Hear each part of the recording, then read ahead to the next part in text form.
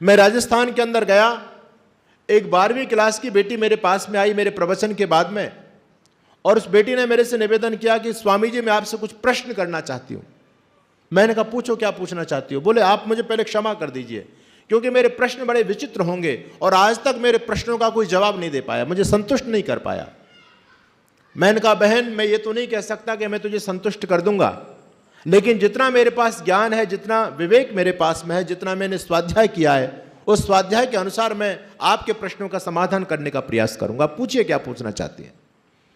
उस बेटी ने फिर दोबारा से अपने कान पकड़े, हाथ जोड़े, गर्दन नीचे झुकाई और कहती अब की बार मैं क्षमा भगवान जी से मांगना चाहती हूं, क्योंकि मैं जो प्रश्न करूंगी आपसे वो भगवान को लेकर के ही है, कहीं भगवान जी बुरा मान जाए मेरे प्रश्नों को लेकर के। मैंने कहा ना तो भगवान जी बुरा मानेंगे ना मैं बुरा मानूंगा, पागल तू पूछ क्या पूछना चाहती है। उस बेटी ने मेरे से कुछ प्रश्न किए। प्रश्न आप सबके दिमाग में भी उठने चाहिए। यदि हम मनुष्य हैं और मनुष्य होने का जीवंत प्रमाण यह है, यदि हमारी बुद्धि में प्रश्न पैदा हो रहे हैं तो समझ लीजिए हम मनुष्यता की तरफ बढ़ रहे हैं, और यदि हम कुछ सोचते नहीं, विचारते नहीं है तो किस बात के हम मनुष्य हैं। प्रश्न पैदा होना ही चाहिए। आजकल एक बहुत बड़ी सनातन धर्म के अंदर एक परंपरा चलती है कि धर्म कर्म के क्षेत्र में प्रश्न मत करो, श्रद्धा कीजिए, श्रद्धा से सुनते रहो इसको। श्रद्धा वृद्धा से कुछ भी नहीं होता। आज का जमाना तार्किक जमाना है। वो एक जमाना था जब पुराने लोगों को धर्म कर्म के प्रति कोई प्रश्न किया करता था तो हम लोग उनको शांत कर देते थे, भाई भगवान के बारे में प्रश्न मत करो, बस श्रद्धा से सुनते रहो। आज के बच्चे श्रद्धा वृद्धा को नहीं मानते, वो तो तार्किक बच्चे हैं, लॉजिकल, एकदम ऐसा उनको तर्क चाहिए। यदि आपकी वाणी में दम है, आपके पास तर्क है, उनके प्रश्नों का जवाब आपके पास में है तो आपकी बात को मान सकते, नहीं तो नहीं मानेंगे। उस बेटी ने मेरे से पहला प्रश्न किया, सुनना मेरी माताओं बहनों ध्यान से। उस बेटी ने मेरे से पहला प्रश्न किया कि स्वामी जी हम सभी सनातनी भगवान कृष्ण को ईश्वर मान करके उनकी पूजा करते हैं, लेकिन मेरे मन में उनके जीवन को लेकर के एक प्रश्न है। भगवान कृष्ण की पत्नी का नाम था रुक्मणी, आप सभी जानते हैं। भगवान कृष्ण की पत्नी का नाम रुक्मणी था, तो राधा जी कौन थी? और उस बेटी ने कहा कि स्वामी जी राधा जी तो भगवान कृष्ण की लवर थी। उसने अपने आप जवाब दिया, और उस बेटी ने जो कुछ गलत नहीं बोला, वो यथावत उसने बोला जैसा शास्त्रों में लिखा हुआ है। वो कहती है राधा जी भगवान कृष्ण की प्रेमिका थी और पत्नी थी रुक्मणी, तो क्या अपनी पत्नी के होते हुए कोई व्यक्ति अपनी प्रेमिका के साथ में घूमे तो क्या ये व्यवहार उचित है? समाज उसको स्वीकार करेगा? हमारे भगवान कृष्ण हैं जिनकी हम पूजा करते हैं, वो तो ऐसा आचरण कर रहे हैं, और आज भगवान कृष्ण का भक्त अपनी पत्नी के होते हुए एक राधा को अपने घर में लेकर के आ जाए तो क्या ये समाज परिवार उसको स्वीकार कर लेगा? पहली बात उस बेटी ने मेरे से ये कही। और उसने एक बात मेरे से बड़ी विचित्र कही कि मैं भले ही सनातन धर्म में पैदा हो गई, लेकिन स्वामी जी कृष्ण के विषय में, कृष्ण को लेकर के मेरे मन में लेश मात्र भी श्रद्धा नहीं है। मैं नकार नहीं सकती। अगर मैं कहूंगी तो घर वाले मुझको डांटेंगे, मुझे परेशान करेंगे, लेकिन अंदर से भगवान कृष्ण के प्रति मेरे हृदय में कोई श्रद्धा नहीं है। दूसरा, उस बेटी ने मेरे से प्रश्न किया कि स्वामी जी भगवान कृष्ण की अनेक गर्लफ्रेंड थी। आप आजकल अपनी भाषा में जिनको गोपिकाएं कह देते हैं, आजकल के बच्चे उनको कहते हैं गर्लफ्रेंड। कहते हैं ये कौन सी संस्कृति है? एक व्यक्ति जिसकी हम भगवान मानकर की पूजा करते हैं और उसका जीवन ऐसा को अनेक लड़कियों के साथ में रहता है, रंगलेलियां मनाता है, डांस करता है, क्या ऐसा व्यक्ति हमारा महापुरुष हो सकता है? ऐसा व्यक्ति हमारा आदर्श पुरुष हो सकता है? और तीसरा, उस बेटी ने प्रश्न किया कि स्वामी जी भगवान कृष्ण तो चोरी भी करते थे, तो चोरी करने वाला व्यक्ति हमारे लिए पूजनीय कैसे हो सकता है? इसलिए भगवान कृष्ण के प्रति मेरे मन में लेश मात्र भी श्रद्धा नहीं है। मैं सनातन परंपरा में पैदा हुई इसलिए मैं कुछ बोल नहीं पाती, लेकिन अपने हृदय की बात मैंने आज आपके सामने रखी है। कृष्ण के प्रति मेरे मन में कोई श्रद्धा नहीं है, क्योंकि कृष्ण ने अपने जीवन में इस प्रकार के काम किए। मैंने उस बेटी को बताने का प्रयास किया। मैंने कहा बेटा सुनो बात को ध्यान से, आपका जो पहला प्रश्न है कि भगवान कृष्ण राधा जी को रखते थे, असलियत तो यह है कि भगवान कृष्ण के जीवन में कोसों दूर दूर तक कोई राधा नाम की महिला थी ही नहीं। यह बहुत प्रामाणिक बात मैं आपके बीच में बोल रहा हूं। भगवान कृष्ण के जीवन काल में कोई भी राधा नाम की कोई महिला नहीं हुई। ये केवल भगवान कृष्ण को बदनाम करने के लिए पाखंडी लोगों की चाल, और पाखंडी नहीं, विधर्मी लोगों की चाल है। भगवान कृष्ण के जीवन से संबंधित ग्रंथ है महाभारत। इस महाभारत के अंदर राधा नाम का कोई वर्णन नहीं आता। एक जगह राधा शब्द जरूर आता है, वो राधा उसके लिए नहीं आया जो भगवान कृष्ण के साथ में रहती है, बल्कि कर्ण को जिस मां ने पाला था उस मां का नाम था राधा, इसलिए कर्ण को राधे कहा जाता है। एक जगह महाभारत में राधा शब्द आता है, वो कर्ण की विमाता के लिए प्रयुक्त होता है। एक हमारे यहां पुराण है जिसको कहते हैं विष्णु पुराण। भगवान कृष्ण को विष्णु का अवतारी हम लोग मानते हैं, लेकिन उस पूरी विष्णु पुराण में कहीं पर भी राधा नाम का कोई वर्णन नहीं है। एक पुराण का नाम है हरिवंश पुराण। हरि यानी भगवान कृष्ण, उनके वंश का पूरा वर्णन उसमें दिया गया। उस हरिवंश पुराण के अंदर भी राधा नाम की कोई चर्चा नहीं है। और तो और एक पुराण ऐसा है जिसकी समाज में आज बड़ी व्याप्ति हो रही है, जगह जगह जिसके नाम से बड़ी बड़ी कथाएं होती हैं, जिस पुराण का नाम है श्रीमद् भागवत महापुराण। आप लोगों ने उसकी कथाएं सुनी होंगी। वैसे तो इस धूर्त भागवतकार ने भगवान कृष्ण को कलंकित करने में कोई कोर कसर नहीं छोड़ी। ऋषि दयानंद की वेदना को देखो। स्वामी दयानंद कहते हैं, भागवत बनाने वाले, तू अपनी मां के गर्भ में ही मर गया होता तो अच्छा होता, और यदि अपने मां के गर्भ में नहीं मर पाया तो जन्म लेते मर जाता तब भी अच्छा होता। तू इस धरती से समाप्त हो जाता तो बहुत सनातन धर्म का उपकार हो गया होता, क्योंकि तूने हमारे महापुरुष भगवान कृष्ण को जितना कलंकित किया है उतना किसने कलंकित किया नहीं भगवान कृष्ण को।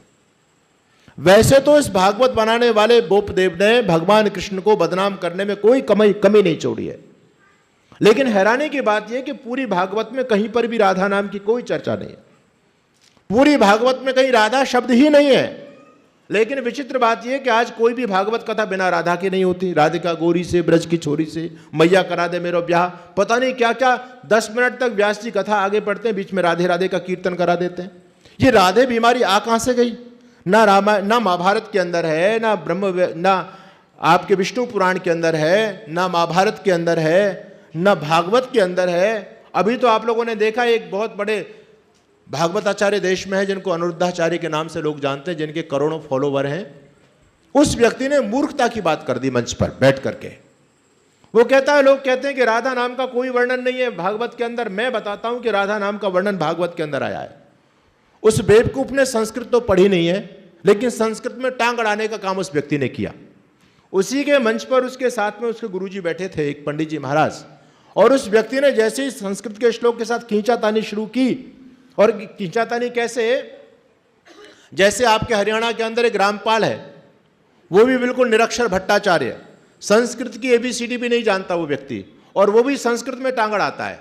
और स्थिति इनकी क्या है? वेद का एक मंत्र आता है, वो पुरुष सूक्त का मंत्र है। ऋषि दयानंद ने भी सत्यार्थ प्रकाश में जिसको दिया है, मंत्र का नाम है सपर्यगा शुक्रमकाय अवर्णा अस्ना विरम शुद्धमा पाप विद्धम कबीर मनीषी परिभू स्वयंभू। इस मंत्र में कभी शब्द आया, कभी ही परमात्मा को कभी से संबोधित किया गया। परमात्मा कभी भी है। अच्छा, कवि और कबीर में अंतर है या नहीं? दोनों शब्दों में कितना बड़ा अंतर है? एक तो कवि शब्द है और एक कबीर शब्द है ना, कबीरदास। क्योंकि रामपाल कबीरदास जी का भक्त है, उनको मानता है, कबीरपंथी है, तो वो रामपाल कहता है कि कबीरदास जी का वर्णन वेद के अंदर भी है।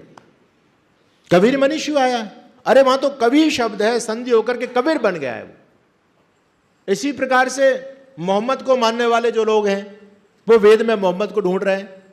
कहते हैं हमारे मोहम्मद साहब का वर्णन तो वेद के अंदर है, वेद को सबसे प्राचीन माना जाता है, लेकिन हमारे वेद के अंदर भी मोहम्मद साहब का वर्णन है। आप लोग संध्या में मंत्र बोलते हैं, तक्षुर्दैव हितम पुरस्ता शुक्रम चरत पश्ये में शरदा शतम जीवे में शरदा शतम श्रेणिया में शरदा शतम प्रभा में शरदा शतम अदीनाह श्याम शरदा शतम। मंत्र कहता अदीनाह श्याम शरदा शतम, लेकिन संधि होकर के मदीना श्याम बोल रहे हैं। कहते मदीना का वर्णन आ गया वेद के अंदर, मक्का मदीना का वर्णन है। ईसाई लोग कहते हैं हमारे ईसा मसीह का नाम भी वेद के अंदर आया, ईसा वाष्यमेदम सर्वम, कहते हैं वेद के अंदर ईसा है।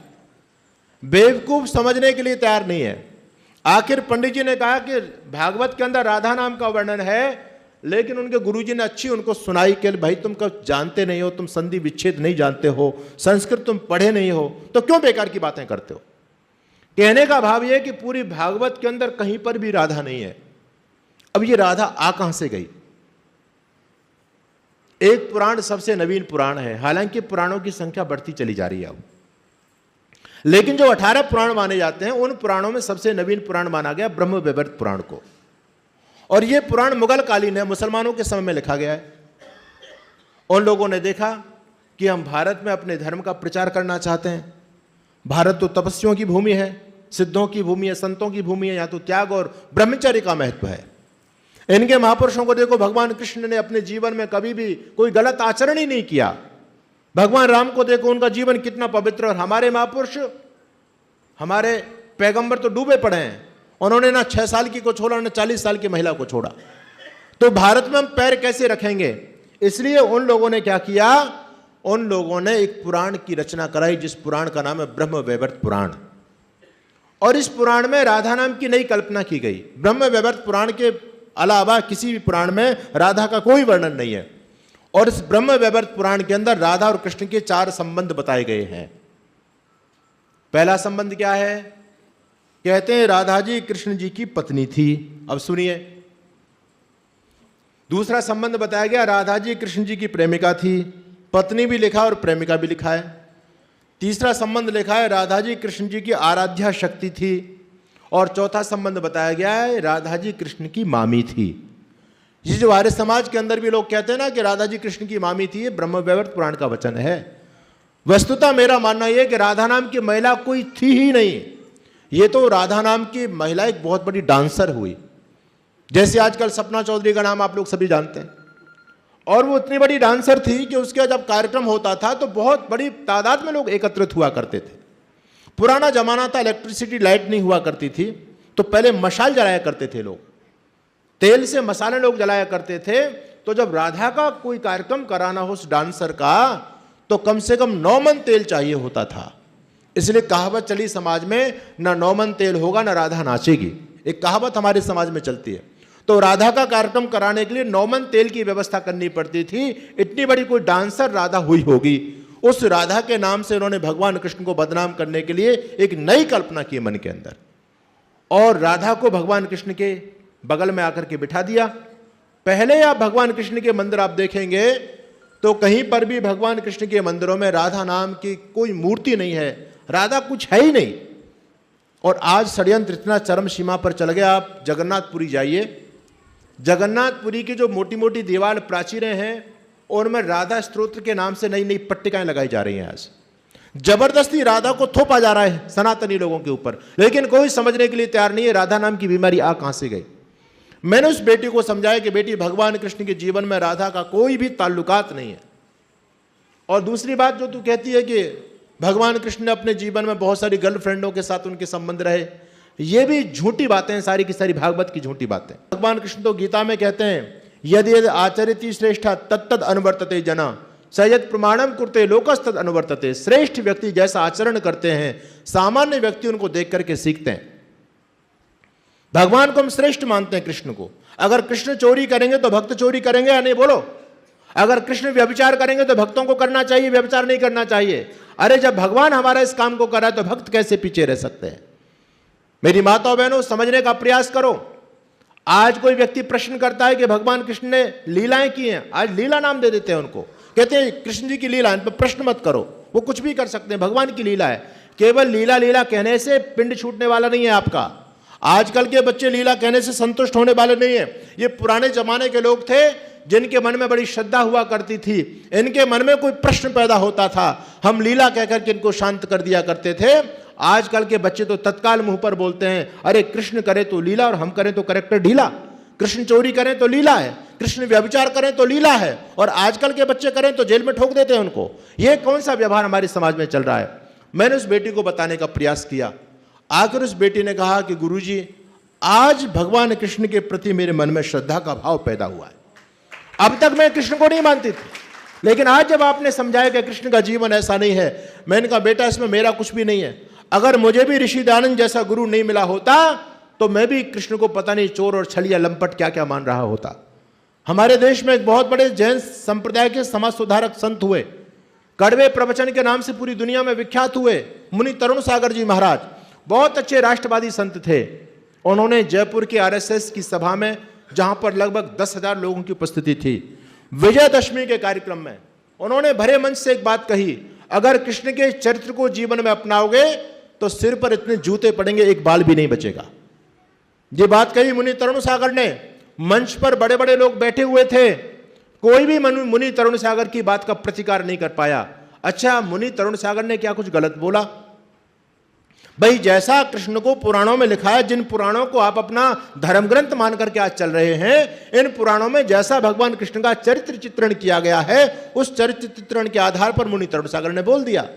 अगर मुनि तरुण सागर ने ऋषि दयानंद को पढ़ा होता, वो ऋषि दयानंद की भावना को समझते कि स्वामी जी कहते हैं कि कृष्ण का जीवन अति उत्तम है, उन्होंने जन्म से लेकर के मृत्यु पर्यंत एक भी निंदित कर्म नहीं किया। लेकिन मुनि तरुण सागर कह रहे हैं कि कृष्ण के चरित्र को जीवन में अपनाओगे तो सिर पर इतने जूते पड़ेंगे एक बाल नहीं बचेगा। बताओ कृष्ण के सम्मान को रक्षा कौन कर रहा है? कृष्ण को यथावत कौन मान रहा है? आर्य समाज मानता है या पौराणिक पाखंडी लोग मानते हैं? इन पौराणिक पाखंडियों के पास विधर्मियों के प्रश्नों का एक भी जवाब नहीं है। मैं छत्तीसगढ़ के अंदर गया, वहां बहुत बड़े पैमाने पर धर्मांतरण हुआ। दूसरे दिन जब हम लोग वहां पर पहुंचे, मैंने उन भाइयों को बुलाया अपने पास में जो धर्म परिवर्तित करके ईसाई बन गए थे। मैंने उनको समझाने का प्रयास किया, लेकिन उनके पास ज़्यादा बौद्धिक स्तर था नहीं उनका कुछ भी। उनका फादर वहाँ पर बैठा हुआ था, पादरी। उस व्यक्ति ने मेरे से प्रश्न किया कि स्वामी जी, आप इनको समझा रहे हैं और हमारे ईसा मसीह के बार बार विषय में आप बार बार टिप्पणी कर देते हैं और कृष्ण की प्रशंसा करते हैं आप। अगर आप सच्चे सन्यासी हैं तो मेरे एक प्रश्न का जवाब दीजिए। मैंने कहा पूछो, क्या पूछना चाहते हो? वो व्यक्ति मेरे से कहता, देखो स्वामी जी, एक तरफ आपके भगवान कृष्ण है, एक तरफ हमारे ईसा मसीह हैं, दोनों में से किसका जीवन अच्छा है? अरे मैंने कहा तेरा ईसा मसीह तो कुछ है ही नहीं, उसका कोई इतिहास नहीं, उसके कोई बाप का पता नहीं, उसका ना कोई कुल ना खानदान, वो तो वैसा ही है, उसका कोई धर्म नहीं, उसकी कोई संस्कृति नहीं। कहता आप ईसा मसीह के बारे में नहीं जानते। कहता ईसा मसीह वो शख्स हैं जो धरती के लोगों के पापों की गठरी बांध करके और सिर पर रख करके सूली पर चढ़ गए। उन लोगों में मान्यता है जो भी व्यक्ति क्रिश्चियनिटी को स्वीकार कर लेता है, वो अपने जीवन में कितना ही पाप करे उसको पाप का फल भोगना नहीं पड़ता, बल्कि उनके पापों का हरण ईसा मसीह पहले ही कर चुके हैं, ऐसा वो लोग मानते हैं। तो व्यक्ति मेरे से कहता है कि ईसा मसीह वो हैं जो धरती के लोगों के पापों को सिर पर रख करके सूली पर चढ़ गए, और एक तरफ आपके भगवान कृष्ण हैं जो यमुना जी में नहाती हुई लड़कियों के कपड़े उठा करके पेड़ पर चढ़ गए। अब मुझे बताओ किसका चरित्र अच्छा है? कृष्ण का चरित्र अच्छा है, ईसा मसीह का चरित्र अच्छा है? मेरी माताओं बहनों, वहां पर बड़े बड़े पाखंडी लोग भी बैठे थे, कथाकार, भागवत कथाकार। मैंने उनकी तरफ संकेत किया, ये पाखंडी क्या बोलता है, ये विधर्मी हमारे भगवान कृष्ण पर क्या गलत आरोप लगा रहे, इसका जवाब दीजिए। आखिर क्या भागवताचार्य इस प्रश्न का जवाब दे सकते हैं? अरे भगवान कृष्ण को ये चीर हरण लीला में लिखा है, नहीं लिखा भागवत के अंदर? भगवान कृष्ण को चोर किसने साबित किया? मुसलमानों ने साबित किया, ईसाइयों ने साबित किया, या हमने साबित किया है? हमारे यहाँ एक धर्म ग्रंथ है जिसका नाम है विष्णु सहस्त्र नाम। भगवान कृष्ण के, भगवान विष्णु के 1000 नाम उसमें गिनाए गए। उसमें जानते हो नाम क्या है? चोर जार शिखामणि लिखा है। चोर यानी चोर और जार यानी व्यभिचारी लोगों का शिखामणि यानी सरदार कौन? भगवान कृष्ण। भगवान कृष्ण को व्यभिचारी कौन घोषित कर रहा है? हम लोग घोषित कर रहे हैं। भगवान कृष्ण को चोर घोषित कौन करता है? हम लोग कर रहे हैं। अरे दूसरी तरफ उन विधर्मी लोगों को देखो। अभी कुछ समय पहले नुपुर शर्मा ने एक बयान दे दिया था। वो बयान कुछ गलत नहीं था, वो यथावत बात थी, लेकिन उन लोगों ने को सच्चाई की बात भी नहीं पचा पाए वो लोग, क्योंकि वो जानते हैं कि चाहे हमारे पैगंबर ने ऐसा आचरण कर दिया 6 साल की आयशा के साथ में, उन्होंने निकाह भले कर लिया, लेकिन आज के समाज के हिसाब से वो ठीक नहीं है। वो सही बात को भी नकार रहे हैं, क्योंकि उनके मोहम्मद की इसमें तौहीन होती है। और हम ऐसे बेवकूफ लोग हैं जो हमारे भगवान कृष्ण का ऐसा कोई चरित्र रहा ही नहीं है, और हम कृष्ण को चोर साबित कर रहे हैं, हम कृष्ण को व्यभिचारी साबित कर रहे हैं, हम कृष्ण को लंपट साबित कर रहे हैं। शर्म नहीं आती लोगों को? कैसे कैसे गंदे गीत बनाए हुए हैं। रात शाम सपने में आगे दहिया पी के सरर, रात शाम ने मेरी चुनरी पकड़ी चुनरी होगी फरर, ये चल रहा है। यानी हिंदू ऐसा बेवकूफ प्राणी धरती पर जो अपने महापुरुषों को खुद बदनाम करता है। ऐसी बेवकूफ जाति दूसरी आपको नहीं मिलेगी। अभी हनुमान जयंती गई, हनुमान जी को क्या मानते हैं हम लोग? बंदर। अरे विद्वान तो हमारे समाज के लोग ही तो मानते हैं हनुमान जी को, बाकी पूरा पौराणिक जगत हनुमान जी को क्या मानता है? कहते हैं जी हनुमान जी बंदर थे। अरे बेवकूफ लोगों, एक बात सोचो कि हमारे जब पूर्वज, हमारे महापुरुष बंदर होंगे तो हम उनसे क्या प्रेरणा ले पाएंगे?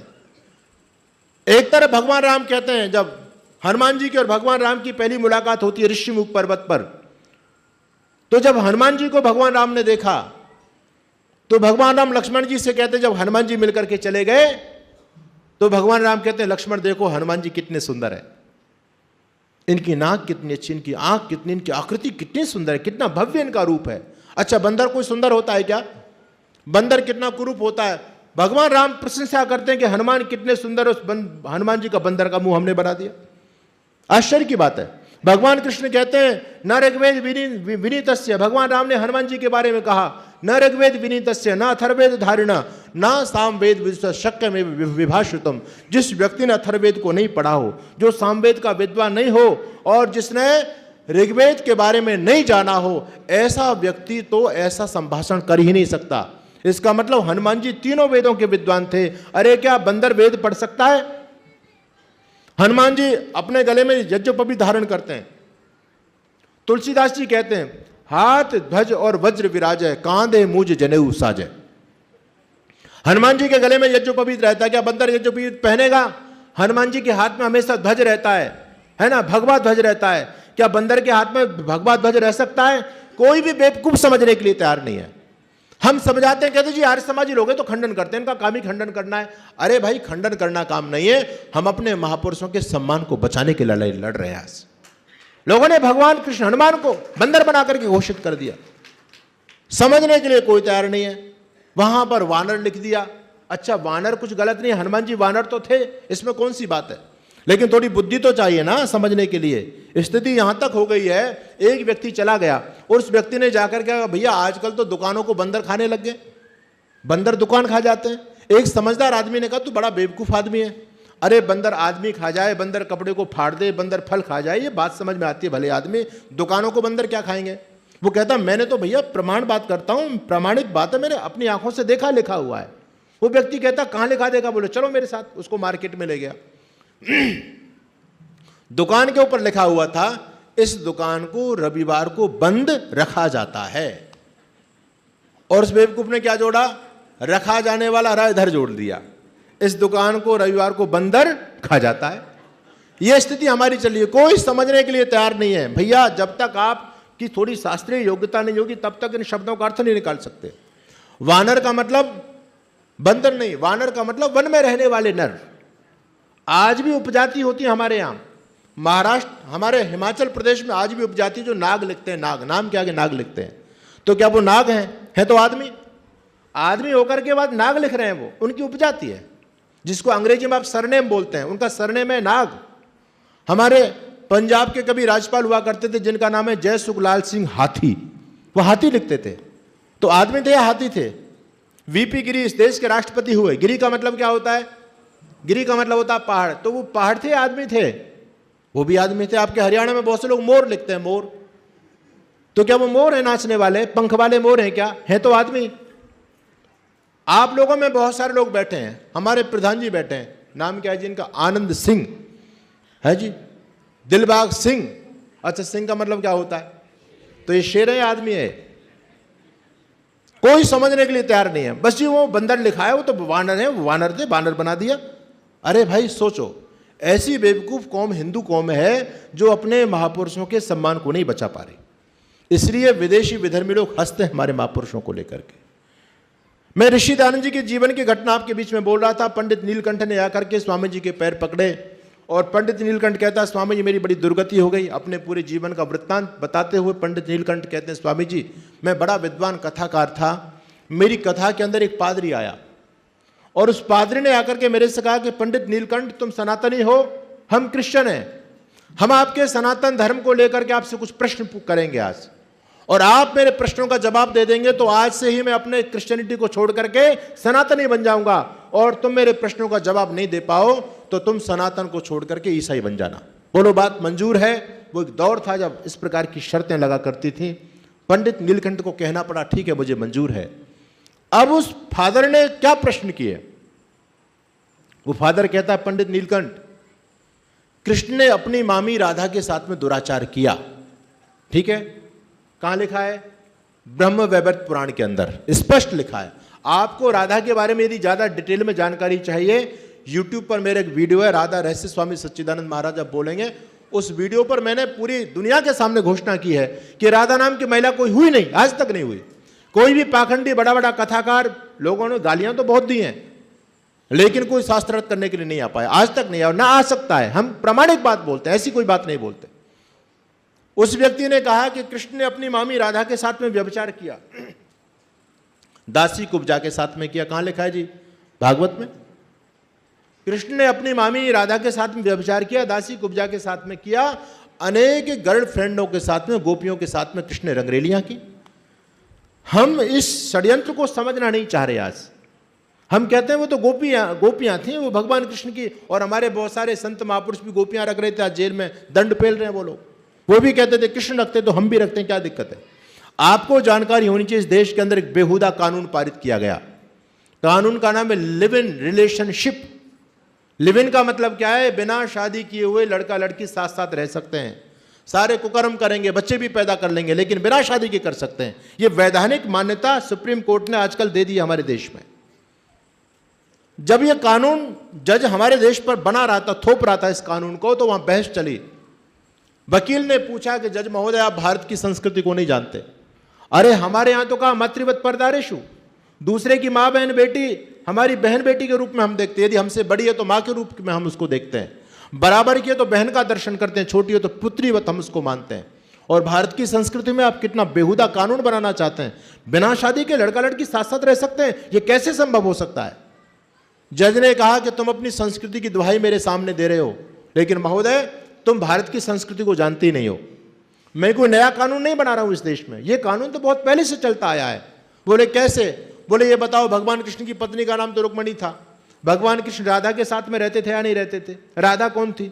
राधा भी तो उनकी गर्लफ्रेंड थी। राधा के साथ भगवान कृष्ण ने कोई शादी थोड़ी की, शादी तो रुक्मणी के साथ की, और अनेक गोपिकाओं के साथ में भगवान कृष्ण रहते थे। तो जब आपके भगवान कृष्ण बिना शादी किए लड़कियों के साथ में रह सकते हैं, तो आज का कोई नौजवान यदि लड़का लड़की साथ साथ रहना चाहते हैं तो तुम्हारे पेट में क्यों दर्द होता है? ये बेहुदा कानून इस देश में पारित किया गया, और आज ये लिव इन का कानून हमारे देश में चलता है। वो पाखंडी विधर्मी पंडित नीलकंठ से प्रश्न करता है, कहता है कृष्ण ने अनेक गोपियों के साथ में रंगरेलियां की, ब्रह्मा जी ने अपनी दोनों पुत्रियों के साथ में व्यभिचार किया, और गौतम ऋषि की पत्नी अहिल्या के साथ में इंद्र ने दुराचार किया। पंडित नीलकंठ, आपका इन प्रश्नों का आपके पास क्या जवाब है? पंडित नीलकंठ क्या जवाब देंगे? भाई उस व्यक्ति ने गलत तो कुछ भी नहीं बोला, जो जैसा भी तुम जिनको अपना धर्मशास्त्र आज मानते हो, उन धर्मशास्त्रों में जैसा लिखा वैसा उसने बोल दिया, प्रमाण दे रहा वो व्यक्ति। अब पंडित नीलकंठ इन सारे शास्त्रों को यथावत मानते थे, पंडित नीलकंठ पर कोई जवाब नहीं बना, पंडित नीलकंठ मौन हो गए। और जब पंडित नीलकंठ मौन हो गए तो उस फादर ने कहा, पंडित नीलकंठ मौन होने से बात नहीं बनेगी, हमने पहले प्रतिज्ञा की है, पहले शर्त रखी है, अगर तुम मेरे प्रश्नों का जवाब नहीं दे पा रहे तो तुमको अपना सनातन छोड़ करके ईसाईयत को स्वीकार करना पड़ेगा। पंडित नीलकंठ ईमानदार व्यक्ति था, पंडित नीलकंठ ने ईसाईयत को उसी दिन स्वीकार किया। और न केवल पंडित नीलकंठ जब ईसाई बने तो उनके पूरे परिवार ने बाकायदा ईसाईयत को स्वीकार किया, और उनके हजारों की संख्या में उनको जो फॉलोवर थे, उनके भक्त लोग थे। पंडित नीलकंठ अपनी भक्त मंडली सहित पूरे का पूरा खानदान के सहित ईसाई बन गया। पंडित नीलकंठ कहता है, स्वामी जी काश उस समय आपका प्रादुर्भाव हो गया होता, उस समय हर समाज का जन्म हो गया होता, तो मुझको अपना धर्म सनातन नहीं छोड़ना पड़ता। अरे ये तो सबसे पहले आपने आकर के हमको बताया कि हमारे धर्म ग्रंथों में लिखी हर चीज प्रामाणिक नहीं है, संस्कृत में लिखी हर बात प्रामाणिक नहीं होती। आप संस्कृति हर वाक्य को वेद का वाक्य मत मान करके चलो, आपके धर्म ग्रंथों में बहुत बड़े पैमाने पर मिलावट की गई है। ये तो सबसे पहले आपने बताया कि कृष्ण का जीवन इतना अति उत्तम है, इतना पवित्र है, उन्होंने जन्म से लेकर के मृत्यु पर्यंत कोई भी निंदित कर्म नहीं किया। और जो लोग आरोप लगाते हैं भगवान कृष्ण पर, इनका सब झूठा आरोप है। यदि इस बात को आप हमको पहले बता देते तो मैं एक ही जवाब में उस पंडित नीलकंठ से, जब फादर ने जो प्रश्न किया, कहता एक जवाब में सब प्रश्नों का उत्तर दे देता कि ऐसा कुछ था ही नहीं। हमारे ऋषि महर्षियों का जीवन बड़ा उत्तम है, बड़ा पवित्र है, उन्होंने जीवन में कोई भी निंदित कर्म नहीं किया। तो पंडित नीलकंठ कहते हैं यदि आपका प्रादुर्भाव पहले हो गया होता तो मुझे ईसाई नहीं बनना पड़ता। यह काम ऋषि दयानंद ने किया है। अगर ऋषि दयानंद इस धराधाम पर नहीं आते, आज जो रामकृष्ण के वंशज अपने आप को कहला रहे हैं, भले ही आज ऋषि दयानंद को लोग गालियां देते हैं, ऐसे मूर्ख लोग आज भी धरती पर बहुत है। अंदर अंदर ऋषि दयानंद को कोसते रहते हैं, स्वामी दयानंद ऐसा था। अरे भले ही तुम धन्यवाद करो ऋषि दयानंद का, आज तुम हिंदू कहला रहे हो तो स्वामी दयानंद की कृपा से कहला रहे हो। अगर स्वामी दयानंद जी महाराज नहीं आते तो हिंदू खत्म हो गया होता, या तो हम ईसाई बन गए होते या मुसलमान बन गए होते। रामकृष्ण के वंशज आज धरती पर जीवंत हैं, सनातन परंपरा को मानने वाले लोग बचे हुए हैं, ये आर्य समाज और ऋषि दयानंद की कृपा से बचे हुए।